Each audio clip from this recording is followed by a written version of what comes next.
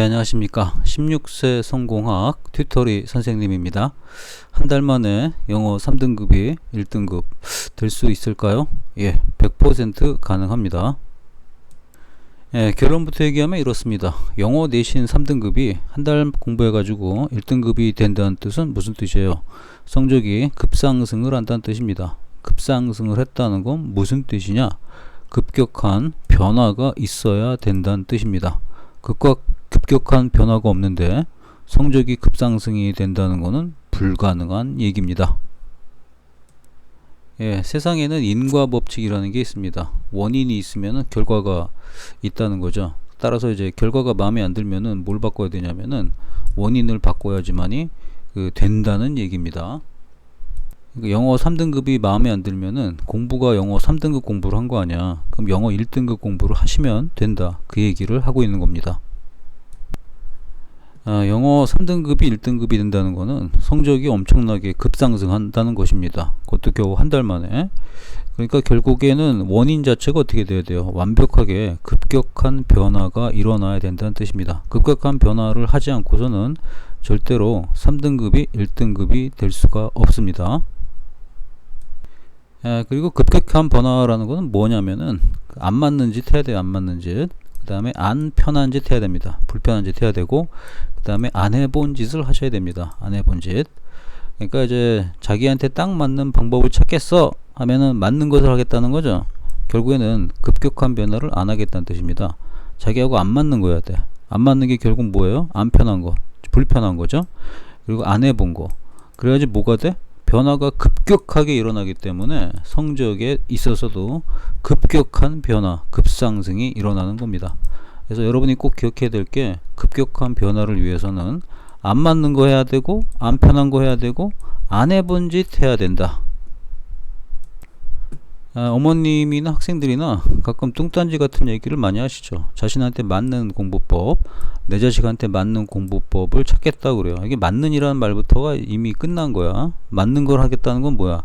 여태까지 네가 그 모양 그 꼴이 된 상태로 너를 만들어준 그 공부법을 가지고 계속해서 공부하겠다는 거죠. 그러면 원인이 바뀌었어, 안 바뀌었어? 안 바뀌었으니까 결과가 죽으나 사나 결코 안 바뀐다는 뜻입니다. 자신한테 맞는 걸 찾으시는 분들은 누구만 찾아야 돼? 그렇죠. 극상위권만 자신한테 맞는 공부법을 찾아야 됩니다. 그러니까 자신한테 맞는 공부법의 조율이 굉장히 필요한 애들은 누구냐면은 극상위권만 해당합니다. 극상위권. 극상위권이 누구예요? 일반고로 따지면 4개 학교 합쳐가지고 전교 1등 하는 애. 한 개의 고등학교가 아니라 4개의 고등학교 합쳐가지고 전교 1등 나오는 애들, 그 의대 진학이 가능한 애들 있죠? 그런 애들만 해당이 됩니다. 근데 놀라운 거는 극상위권에 속한 애들은 자기 스스로 안 맞는 것에 도전하고, 안 편한 것에 도전하고, 안 해본 것을 도전함으로써 자기를 훨씬 더 끊임없이 계속해서 업그레이드 합니다.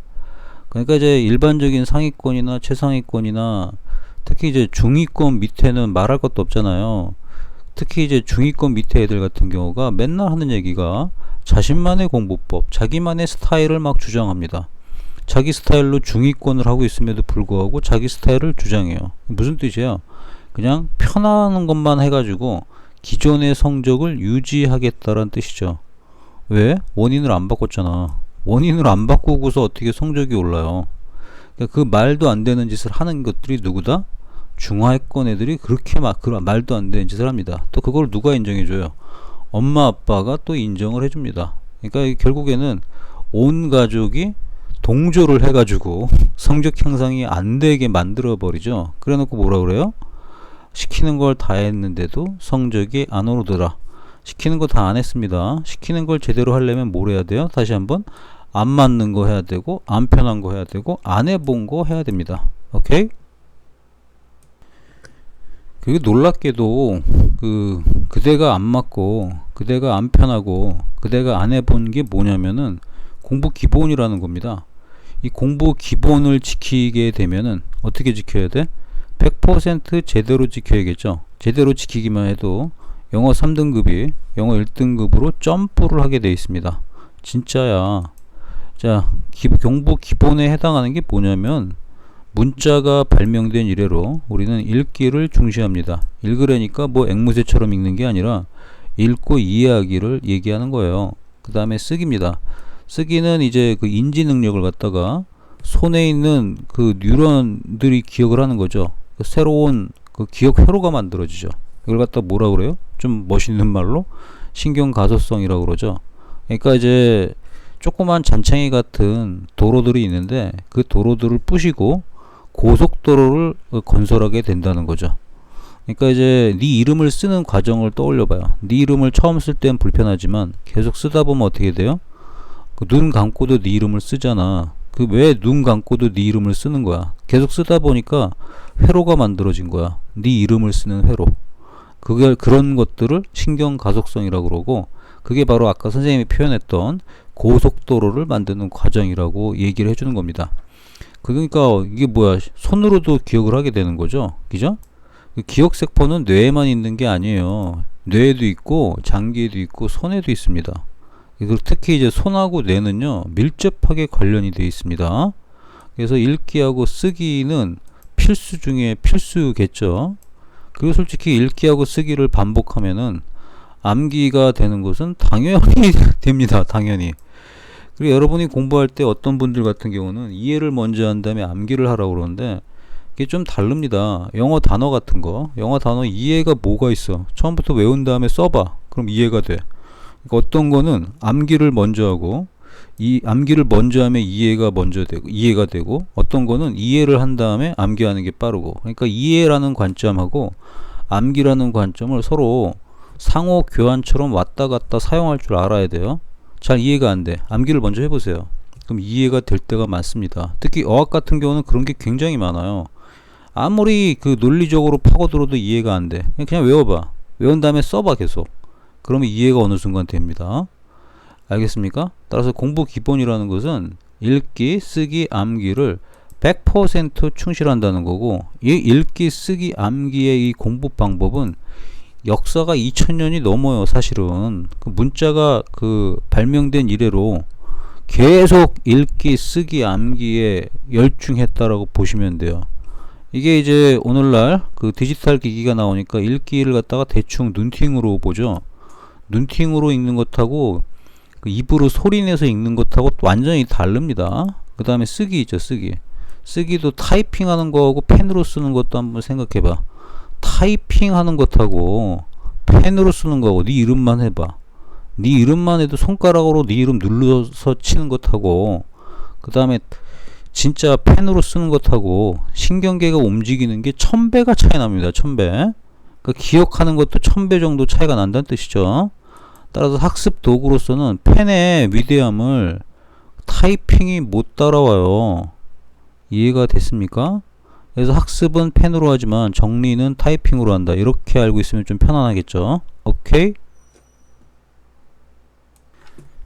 근데 이제 어설픈 상위권들은 이제 엄청나게 반란을 저지릅니다. 반란. 어떤 반란이야? 읽기를 안 하려고 그러죠. 나 읽기 안 해도 돼. 이해했으니까. 눈팅만 하겠다는 거죠. 쓰기 안 해도 돼. 나 다 이해했거든. 안 해도 돼. 고등부 영어가 무슨 암기 안 해도 돼. 그냥 내가 이해한 대로 할 거야. 이게 바로 이제 어설픈 상위권들이 이런 반란을 좀 많이 저지르죠. 그렇기 때문에 그대는 항상 어설픈 상위권인 거야. 어설픈 상위권에 포함되는 거는 중위권, 중하위권, 그리고 꼴통들까지 다 포함한 겁니다. 꼴통이라 그러니까 기분이 나빠요? 그럼 듣기 싫으면은 꼴통을 하지 마세요. 꼴통이라고 얘기했을 때 그대가 기분 나빴으면은 그대 자체가 꼴통이라고 인정하는 거잖아. 응? 너를 꼴통으로 인정하지 말라니까? 그럼 기분 안 나쁘잖아. 오케이? 그러니까 이제 어설픈 상위권들이 하는 짓은 뭐예요? 나 내 스타일로 할 거야. 그러니까 뭐야? 자기 나름대로 하겠다는 거죠. 이게 나름 열공이야. 그러니까 결국 변화하지 않겠다는 거죠. 변화를 안 했으니까 성적은 변해 안 변해? 성적도 안 변합니다. 그러니까 뭐라고 그래? 나름 열심히 했다. 안 변했다는 뜻이죠. 자기 스타일을 고수했다. 무슨 뜻이야? 안 변했다는 뜻이죠. 그러니까 자기 스타일을 주장하고 나름을 주장하는 애들은 절대로 안 변해요. 성적도 안 변하고 당연히 안 변합니다. 결과가. 그래서 어설픈 상위권인데 반란을 꿈꿨다 그러면은 반란을 하지 말고 시키는 대로 해보세요. 시키는 대로 하면은 그대 스스로 놀랄 정도의 결과를 얻게 될 겁니다. 기억에 지금 나는 애가 능곡고 댕기던 놈이었는데 전교 2등쯤 하는 애였어요. 걔가 있잖아요. 걔도 반란을 획책했습니다. 반란을 했죠. 읽기 안 할래, 쓰기 안 할래, 암기 안 할래. 그러니까 이제 엄마한테 전화가 옵니다.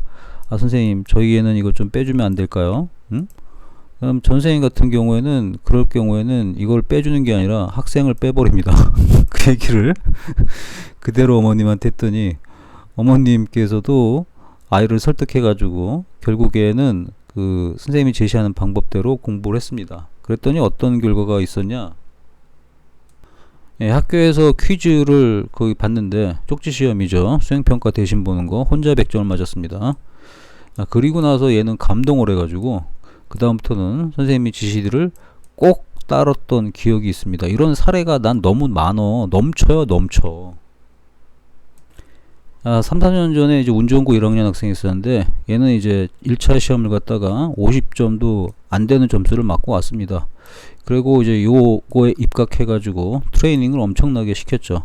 2차, 3차까지도 이제 순차적으로 점수가 올라갔습니다. 4차 때 무려 몇 점이 나왔냐면은 80점을 초과했습니다. 이때 얘가 뭐라고 그랬는지 알아요? 가슴이 떨렸대. 자기 시험지 점수를 매겨보고. 그럴 수밖에 없죠. 내가 부드럽게 얘기하냐라고 50점 미만이라고 적었는데 이 친구는 시험이 그때 20점대인가 30점대인가 맞아봤어요. 그러니까 여기서부터 점수를 치고 올라가니까 80점대라는 건 어마어마한 점수지. 얘는 거기 80점을 넘는다는 건 넘사벽 애들이나 넘는다고 생각했었거든. 근데 이제 본인이 넘은 거지. 오케이? 근데 이때 3, 4년 전에 운 좋은 고 영어 시험이 꽤 어려웠습니다. 꽤 어려웠어요. 지금은 굉장히 쉬운데 지금 좀 쉽게 나오잖아요. 그래서 80을 넘는다는 것은 초특급 엘리트가 된다는 뜻이었어요. 그것도 마찬가지로 이 공부 기본 트레이닝을 시켜가지고 나왔습니다. 그때 얘가 뭐라고 그랬냐면 진짜 감동을 해가지고 막 손이 떨린다고 그랬어요. 막 카톡 메시지를 보내는데도 손이 떨린다고. 응? 이런 사례들이 선생님은 너무나도 넘칩니다. 그러니까 시키는 대로 하세요. 한 달 만에 영어 3등급이 1등급 반드시 됩니다.